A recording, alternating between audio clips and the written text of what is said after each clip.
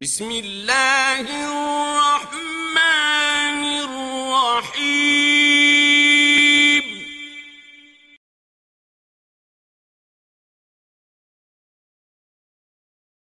اعوذ باللہ من الشیطان الرجیم، بسم اللہ الرحمن الرحیم۔ وقلنا یا آدم اسکن انت وزوجک الجنہ وکلا منها رغدا حیث شئتما ولا تقربا هذه الشجرة فتكونا من الظالمین۔ صدق اللہ العلی العظیم۔ اب تک ہم نے ان آیات میں تخلیق آدم کے سلسلے میں ان چیزوں کا علم حاصل کیا کہ اللہ تعالیٰ نے حضرت آدم کی تخلیق سے پہلے اپنا یہ منصوبہ فرشتوں کے سامنے رکھا، فرشتوں نے اپنے اندیشوں کا اظہار کیا، اس کے بعد اللہ تعالیٰ نے حضرت آدم کو علمی صلاحیت عطا فرمائی، پھر اسی علمی صلاحیت میں فرشتوں کا اور حضرت آدم علیہ السلام کا ایک مقابلہ ہوا، اور اس علمی مقابلے میں حضرت آدم کی برتری ثابت ہوئی۔ اللہ تعالیٰ نے فرشتوں کو حکم دیا کہ وہ حضرت آدم کے سامنے سجدہ کریں، سب نے سجدہ کیا، ابلیس نے سجدہ کرنے سے انکار کیا تکبر کی وجہ سے۔ اب ایک سٹیپ اور آگے جا رہے ہیں کہ جب یہ مرحلہ بھی طے ہو گیا، فرشتوں پر حضرت آدم کی برتری ثابت ہو گئی، حضرت آدم قبلہ ملائکہ بن گئے، حضرت آدم کے سامنے فرشتوں نے سجدہ کیا، اس کے بعد اللہ تعالیٰ حضرت آدم کو خطاب کرتے ہوئے فرما رہا ہے وَقُلْنَا يَا آدَمُ اسْكُنْ أَنْتَ وَزَوْجُكَ الْجَنَّةَ، اور ہم نے کہا کہ اے آدم تم اور تمہاری زوجہ جنت میں رہو، وَكُلَا مِنْهَا رَغَدًا، اور اس جنت میں سے کھاؤ بفراغت بفراوانی، حیث شئتما، جیسے تم چاہو، وَلَا تَقْرَبَا هَذِهِ الشَّجَرَةَ، لیکن اس درخت کے نزدیک نہ جانا، فَتَكُونَا مِنَ الظَّالِمِينَ، ورنہ تم ظالموں میں سے ہو جاؤ گے۔ تو اللہ تعالیٰ نے حضرت آدم اور ان کی زوجہ کو جنت میں رہائش فراہم کر دی۔ اللہ تعالیٰ نے حضرت آدم کو اور ان کی زوجہ کو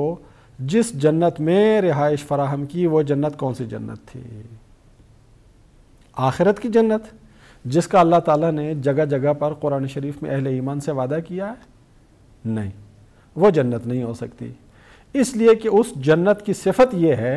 کہ وہ جنت ملے گی ان لوگوں کو جو اس دنیا میں اللہ کی بندگی کے راستے پہ قائم رہیں گے، اور اللہ تعالیٰ کی بندگی کے صلے کے طور پہ وہ جنت انہیں دی جائے گی،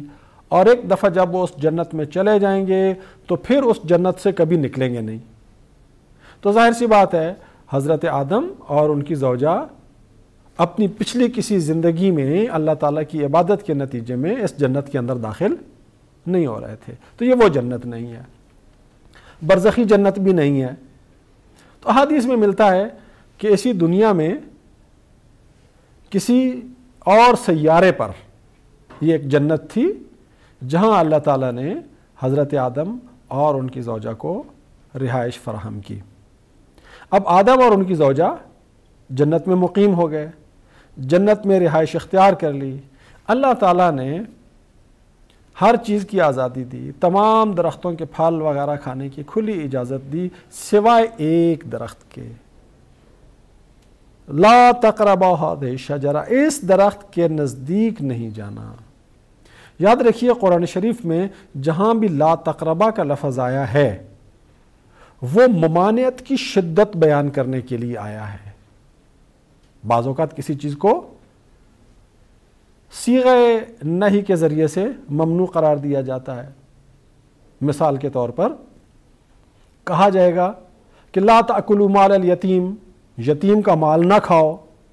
لیکن اگر کہہ دیا جائے لا تقربوا مال الیتیم، یتیم کے مال کے قریب تک نہ جاؤ، تو اس کا مطلب ہے ممانعت کے اندر شدت پیدا کر دی گئی ہے۔ ہم اپنی روزمرہ زندگی میں بھی دیکھتے ہیں کہ بعض اوقات آپ اپنے کسی بچے کو، اپنے کسی شاگرد کو، اپنے کسی ماتحت کو یہ کہتے ہیں کہ فلاں کام نہیں کرنا، تو یہ بھی ممانعت ہے۔ لیکن بعض اوقات جب آپ ممانعت کی شدت کو ظاہر کرنا چاہتے ہیں تو یہ کہنے کی بجائے کہ یہ کام نہیں کرنا،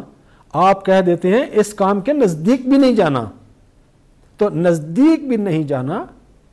نہ کرو سے زیادہ شدت کے ساتھ ممانعت کی وضاحت کر رہا ہوتا ہے۔ تو اللہ تعالیٰ نے قرآن شریف میں جہاں بھی لا تقربا کے ذریعے سے کسی چیز سے منع کیا ہے، وہاں ممانعت کی شدت کو ظاہر کرنا مقصود ہے۔